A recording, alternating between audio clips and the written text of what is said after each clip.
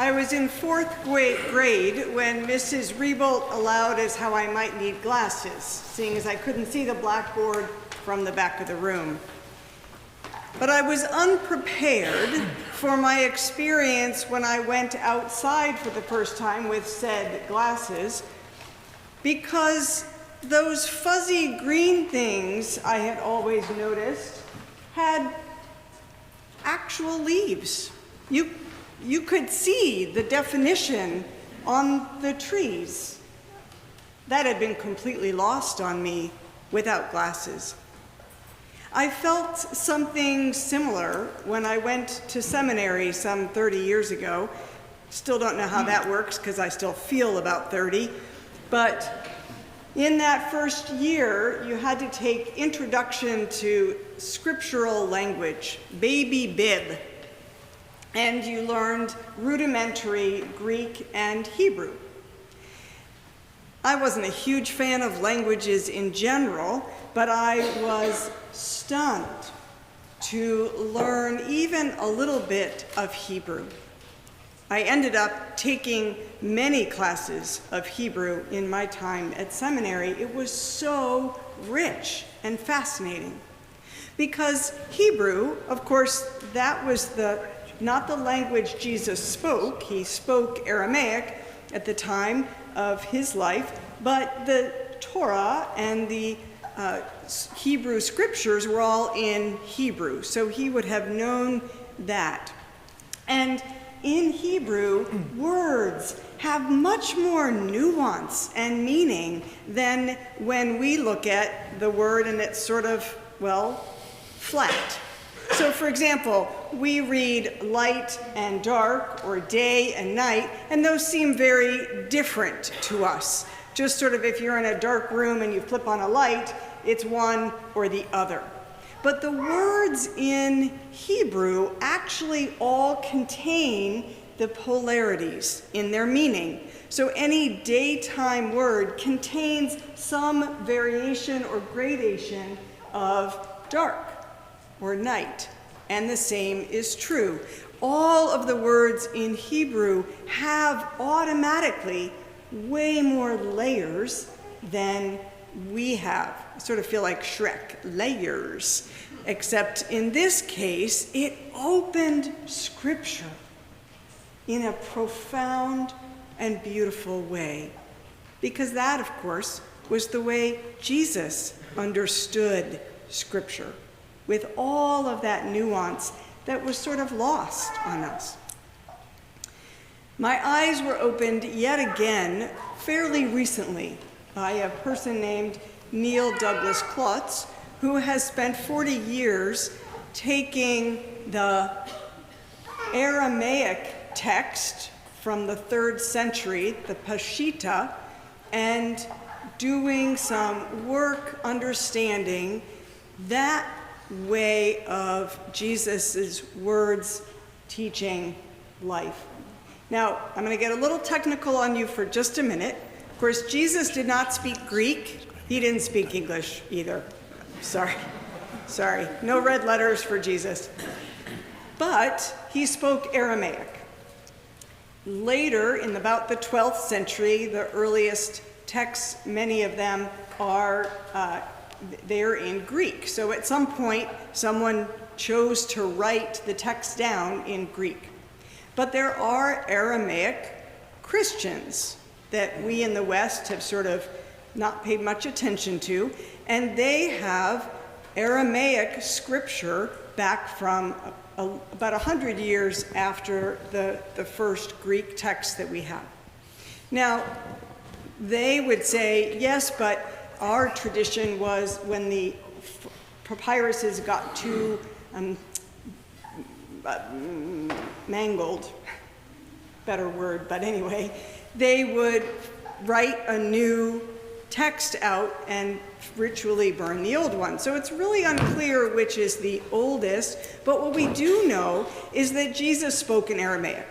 So the earliest Aramaic texts, and to understand what Jesus was saying based on the words that he actually used in his own language, rather than taking it through the Greek, Are you still with me? Okay. It's worth it, I think. Is meaningful because, again, the Aramaic, like the Jewish or Semitic languages that already have a great deal of nuance. So, for example, John's gospel in the prologue, Jesus wouldn't have said this, of course, but in his orbit, to say the light shines in the darkness and the darkness doesn't overcome it, would then be heard in Semitic, in Aramaic wording or understanding of things, would be the light shines in the darkness and the two play together in harmony. The light and the dark play together in harmony. Jesus, in looking at the Aramaic understanding of the words that he was using, he talked a lot about the nefsha, our small self, the individual person that you are sitting right here listening to me, your nefsha. But he also talked about all of us having a soul or a ruah, related to spirit, that broader understanding of ourselves that is always present. It was never not and will always be present.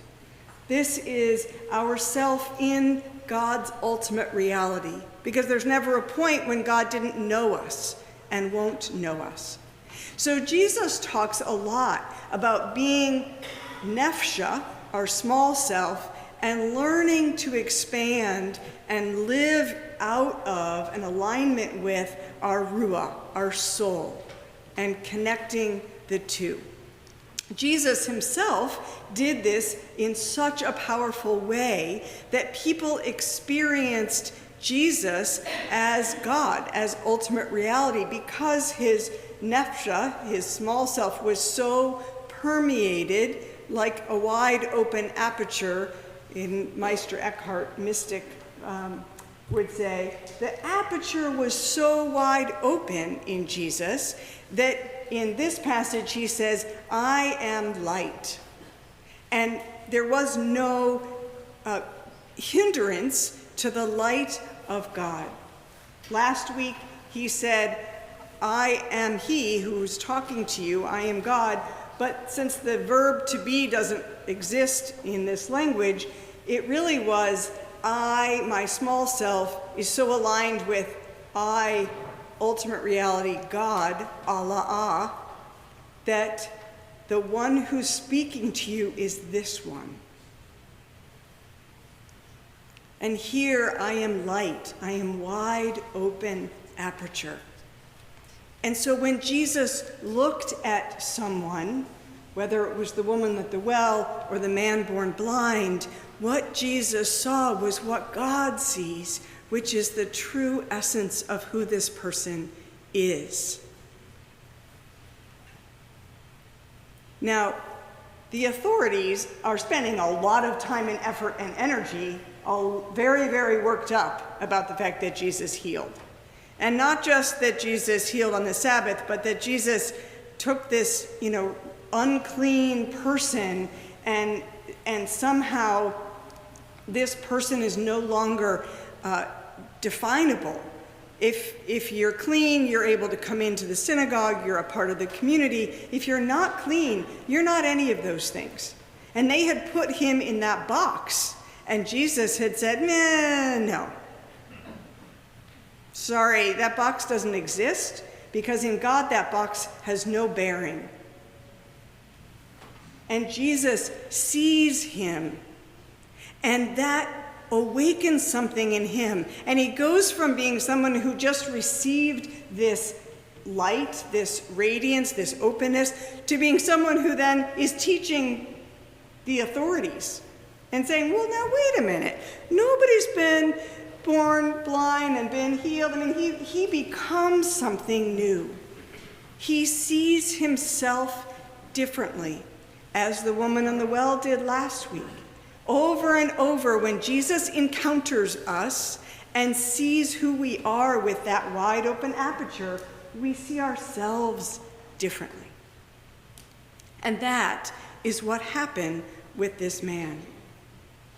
And the man eventually comes to Jesus, or Jesus comes and finds the man who has been kicked out of the synagogue and says, now, let's have this conversation. And in the end, he says, Lord, I want to believe. Help me believe. In the Aramaic, that word believe is help me trust in this reality as you trust.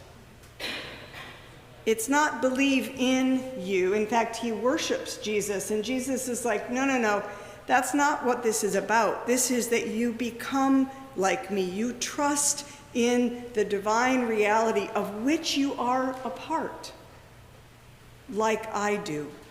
Here, Jesus says, I am the light. And later, what does he say? You are the light. You and I and the man born blind, all of us are both individual self, small self, with all of our cares and challenges, constraints and uncertainties. And we are also our soul, tapped into God, the ultimate reality. We are particle and wave at the same moment. Even as Jesus was and is, Jesus the particle and Christ the wave, that we are all a part of. Jesus says, you are the light. And he says to us, trust the way I trust. Don't trust in me, trust as me, like me, as I do. Now, I recently met a young man who is incredibly impressive. Jake is articulate and brilliant and very thoughtful and a deeply present person. But I knew that he had a story, and I asked him about it.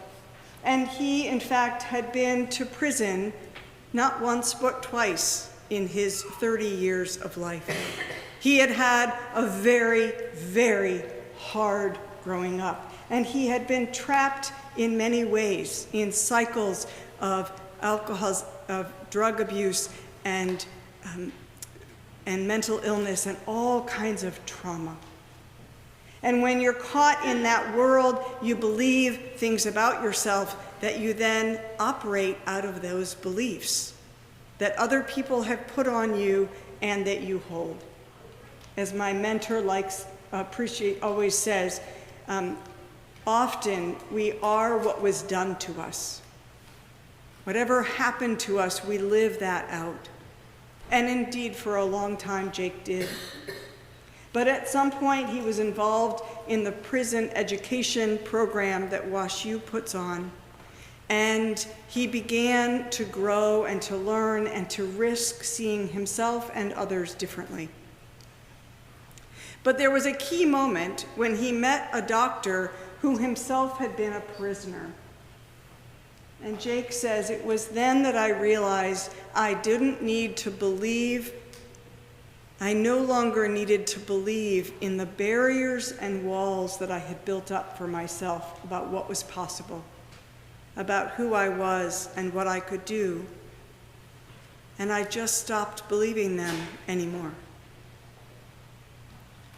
Today, he is a coder and a teacher and a thoughtful, engaged citizen, all because he let go of the barriers and structures. In our gospel, where the man born blind now sees, and sees as Jesus does, as a wide open aperture to the holy, to God, to ultimate reality. But there's something else that's going on too. The authorities do not like it, and their antagonism is something Jesus points to as well. And he says, they are still in their sin. Why? Sin in Aramaic is entangled in outward appearances. Remember Samuel?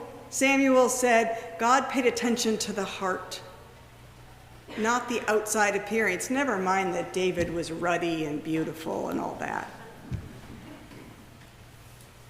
Jesus sees the heart and invites us to live in the heart, because the heart is where we recognize we're not two selves, we're one self. That we are always wave and particle. We are always our soul and our single self. And when we live out of our heart, with the eyes of the heart, we live out of a vision of God. But not to ignore Greek, there are 47 instances in the Greek text where crisis is used to describe Jesus and what he's about and the reaction that it gives. People either love him or hate him. They either follow or they seek to destroy. Those who sought to challenge Jesus had sin.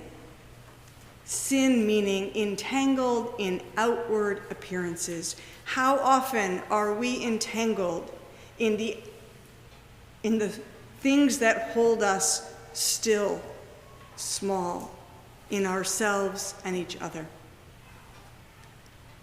Jesus invites us to see with our hearts, to see as he does and to be as he is, that we may not be entanglers, distracted by the limits and the ways in which we try to box ourselves or others in, but to live free, to live as love set loose on the world.